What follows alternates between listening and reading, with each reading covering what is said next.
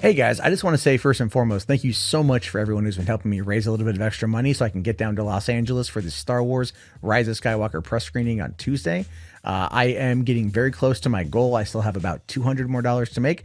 I just wanted to give you guys a quick update and say thank you so much to everyone who's been really generous and helping me out. It's a couple days away. I'm super excited. So if you do want to help get me over the edge, get me over that point, and get some good coverage from on the ground, link is in the video description. Thank you guys again. Have yourself a great day, and may the force be with you. One of the things I will fully admit that I'm most excited for has everything to do with Star Wars on Disney Plus, right? We have Mandalorian is awesome, if not slightly kind of running out its welcome in regards to how it's pacing the story. I mean, I love the show and I can't wait to watch the next episode, but at the same time, give me something more to hold on to.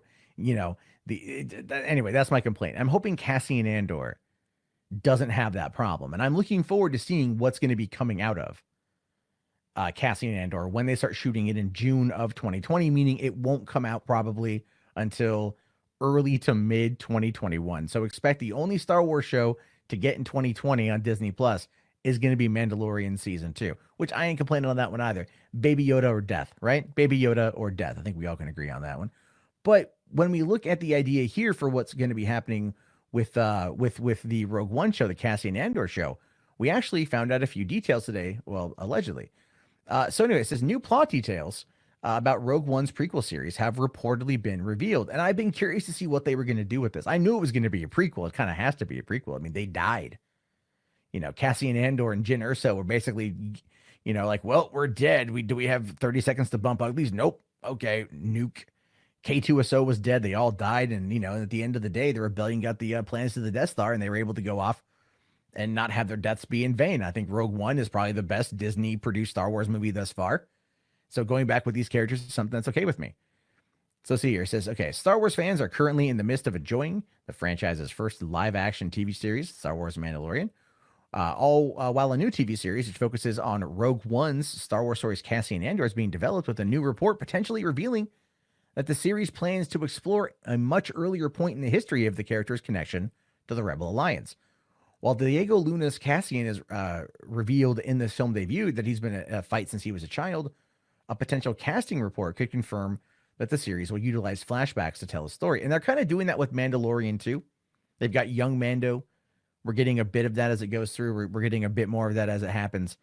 But it's one of those things where you look at telling these stories in flashbacks. It's good for the first season in order to establish the character's history and then move them on a path going forward. I'm okay with that. I mean, look at the first season of Lost, right? Tons of flashbacks. Everyone got a character flashback. And that was kind of a staple for everything. Now it says, according to discussing film, it seems that we are going to see why he joined this fight at such a young age. Lucasfilm is currently eyeing to cast a 9-year-old and a 13-year-old version of Cassian Andor. Lucasfilm is also eyeing to cast a 9-year-old sister of Cassian Andor's. Okay, so that's pretty cool. So we're going to get a look at him from probably the Clone Wars when he's younger. And then, what got him in the fight. And because of his age, I'm pretty certain, it's going to be like probably early era Clone Wars, which is then just, again, rife for an Obi-Wan Kenobi cameo appearance. And I know that there's already going to be one in The Mandalorian. That's my speculation, by the way. That's who saved Mando. That's my speculation. But I mean, come on, think about it like this one, right? Like if you have a Cassian Andor on a planet during the Clone Wars and he's a kid, who's going to show up? It could be Anakin Skywalker. We could see Anakin Skywalker and everything. And I think because of the fact that they want to still wax nostalgic about all this shit, that they might be doing that. Now, Luna's confirmed to reprise his role, with Alan Tudyk to reprise the role as droid K2SO, with much of the film's narrative being kept under wraps. Well, it's not a film, it's a TV show. So, haha, jokes on you, comicbook.com.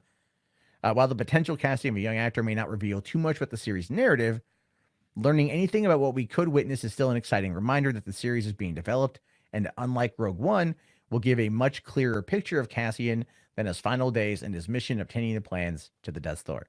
The series is described as the rousing spy thriller will explore the tales filled with espionage and daring missions to restore hope to a galaxy in the grip of a ruthless empire. The release date for the series is not yet announced. But we do know that Tony Gilroy is going to be coming on to write the pilot and direct multiple episodes.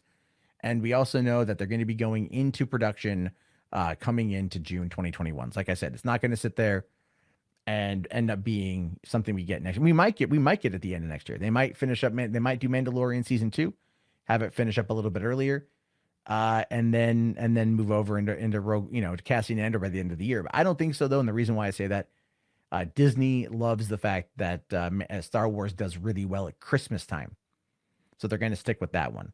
They're going to definitely stick with that. So there we have it when it comes to Cassian Andor, potentiality of what to expect from possible casting in Cassian Andor. And I think if they give us some flashbacks, that's going to give us a bit of a look into him, because his character was kind of, I don't want to say dubious in Rogue One, but I never really felt that much of a connection to the character because we didn't get any real time with him. Like in the beginning of the movie, he kills the informant, so he doesn't get caught.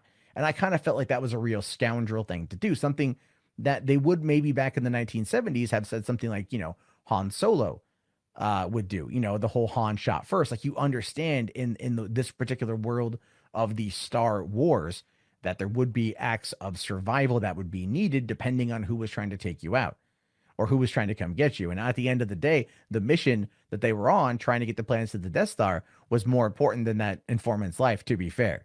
I just didn't quite enjoy it at the time.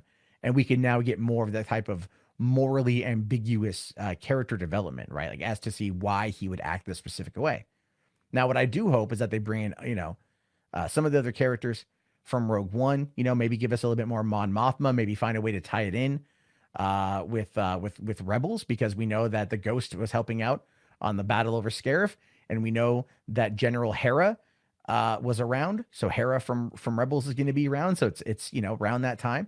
And we don't know how many more years this is going to be set leading up to Rogue One. And I'm pretty certain that they're just like the end of Rogue One. They're going to end Cassian Andor with the series as a whole by moving it into exactly where that movie began. I think at that point we're going to get a lot more build up to that, like how we got to that moment.